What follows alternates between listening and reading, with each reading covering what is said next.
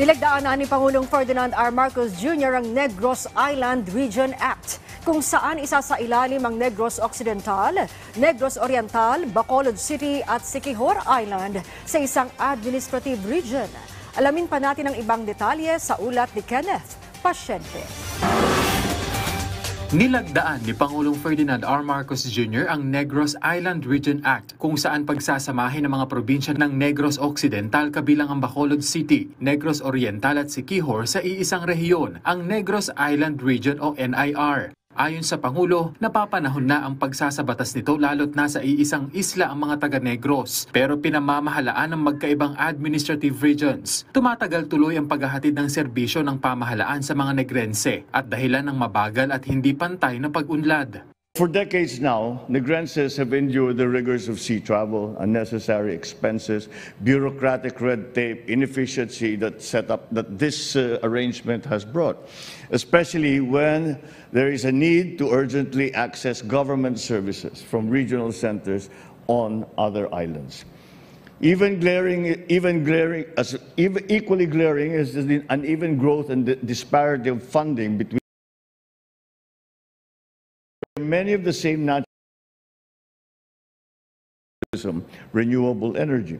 Itutulak din ng pamahalaan na maging sentro ng pag-unlad sa Visayas ang NIR sa pamamagitan ng pagpapabilis ng socio-economic development at pagbibigay ng resources, investment at epektibong economic planning. Indeed, in unity there is always strength, and that is what we are building. And I trust that the people of the newly established Negros Island region will work together to complement each other's strengths to build a more united and flourishing Negrense community. And this is something that the national government will have to play a very large part in, and we pledge that assistance so that we can bring this new region up to speed as quickly as possible.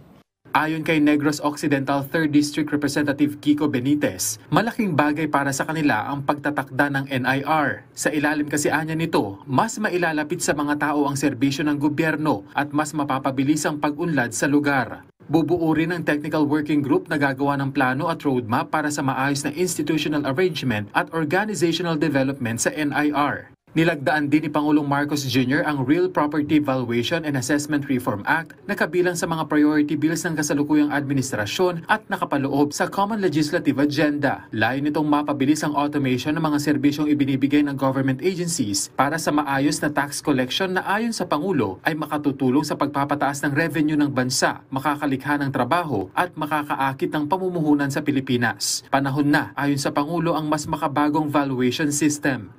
A law that streamlines and enhances the real property valuation and assessment system through a uniform real property appraisal that is compliant with international standards. It also adopts the prevailing market value as the single real property valuation base for the assessment of real property tax. Sa ilalim nito, imo-modernize ang serbisyo ng LGU sa pamamagitan ng Real Property Information System para sa up-to-date electronic database ng real property transactions at declarations sa buong bansa. Hinikayat naman ni Pangulong Marcos Jr. ang mga ahensya ng gobyerno na mahusay na ipatupad ang mga bagong batas upang matiyak na mararamdaman ng publiko ang benepisyo ng mga ito. Sinabi rin ng punong ehekutibo na sisikapin ng pamahalaan, katuwang ang 2 kapulungan ng Kongreso na maipasa ang iba pang priority bills bago matapos ang taon upang mas maiangat ang antas ng pamumuhay ng bawat Pilipino. Kenneth Pasyente para sa Pambansang TV sa Bagong Pilipinas.